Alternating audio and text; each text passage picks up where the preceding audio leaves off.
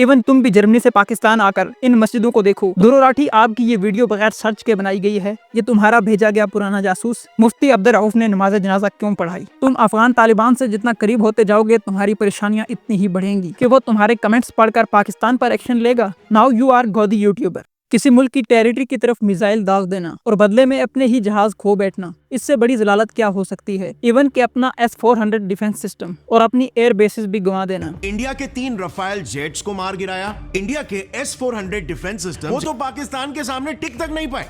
इस क्लैश का रिजल्ट ये निकला कि इंडियन मीडिया और इंडियन यूट्यूबर्स ने ऐसे झूठ अपनी आवाम के सामने बोलना शुरू किए कि जिन पर कोई समझदार यकीन नहीं करेगा। बड़े बड़े इंडियन यूट्यूबर्स जिन्हें समझा जाता था कि इनकी हर वीडियो फैक्ट के साथ होती है, लेकिन अब ये सब एक्सपोज हो चुके हैं। एक तरफ पाकिस्तानी मीडिया और पाकिस्तानी यूट्यूबर्स थे जो हर खबर सच और एहतियात से दे रहे थे। पाकिस्तानी मीडिया ने अवाम को मुतहद करके रखा, जबकि इंडियन मीडिया अपनी अवाम में बेचैनी और खौफ पैदा करता रहा। पाकिस्तानी मीडिया ने वन नेशन को अपनाया, जबकि दूसरी तरफ था इंडियन मीडिया जिसने अप योर रेटिंग का फार्मूला इस्तेमाल किया। इस क्लैश ने दो कौमों को एक्सपोज कर दिया। एक तरफ मोदी का शिदत पसंदी का नजरिया सामने आया, जबकि दूसरी तरफ पाकिस्तान में एक कौम बेदार हुई है। एक ऐसी कौम जो सियासी अदम इस्तेकाम और फौज मुखालफ प्रोपेगंडे का शिकार थी, अचानक उठ खड़ी हुई। ये मालूम करना मुश्किल था कि इनकी सियासी वाबस्तगी किस तरफ है, बल्कि सब अफवाज पाकिस्तान के साथ इस जज्बे के साथ मिलकर खड़े हुए कि जिसकी माजी में बहुत कम मिसाल मिलती है। इस सब का जिम्मेदार था पाकिस्तानी मीडिया। दूसरी तरफ इंडियन मीडिया और यूट्यूबर्स हैं जिन्होंने पाकिस्तान के खिलाफ जहर उगलना शुरू किया और ऐसे झूठ बोले जिनका सिरे से कोई ताल्लुक नहीं था। उनके दोनों बच्चे, एक 14 साल का और एक 12 साल का,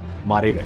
मैं आपसे पूछता हूँ दुरो राठी, क्या ये बच्चे इंसान नहीं हैं? याद रखना, पहले तुमने हमारे बच्चों को शहीद किया था। चैनल पर करीब 6 से 7% व्यूअर्स पाकिस्तान से आते हैं और मुझे लगता है उन तक ये सच पहुंचाया जाना बहुत जरूरी है। दुरो राठी, तुम्हारे बताने से कुछ फर्क नहीं पड़ेगा, क्योंकि इस क्लैश में हमारे मीडिया ने हमें जोड़ कर रखा। हर खबर फैक्ट और सच्चाई के साथ दी गई। हर लम्हे DGISPR आवाम के सामने आते रहे।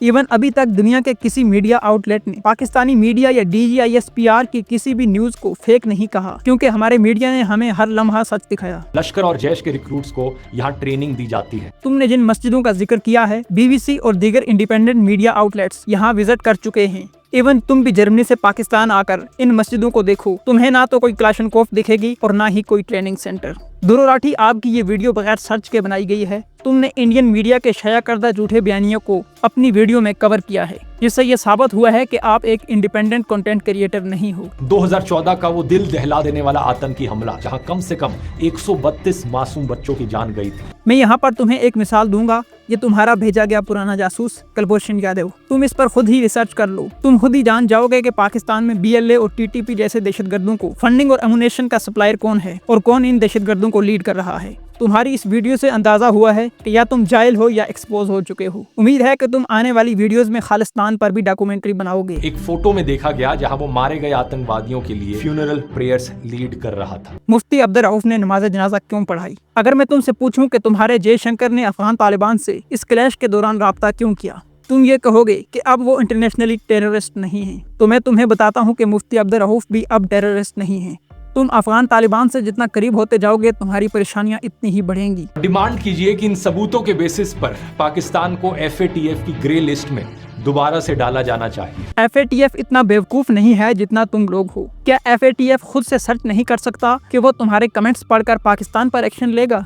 आपकी बात बिल्कुल ठीक है कि पाकिस्तान में हालात अच्छे नहीं हैं, लेकिन क्या भारत में हालात इतने अच्छे हैं कि तुम जैसा यूट्यूबर आज जर्मनी से वीडियो अपलोड कर रहा है? मिस्टर दुरो राठी, आपकी इस वीडियो का मकसद पाकिस्तान की मुखालफत नहीं है, बल्कि आपको डर है कि कहीं आपका चैनल भी इंडिया में बैन ना हो जाए। इसलिए फैक्ट्स और सच छोड़कर तुम भी झूठ बोलने लगे हो। Now you are godi YouTuber. आखिर में आपसे गुजारिश है कि वीडियो को शेयर करते जाएं ताकि दुरो राठी तक ये पहुंच सके। अल्लाह हाफिज।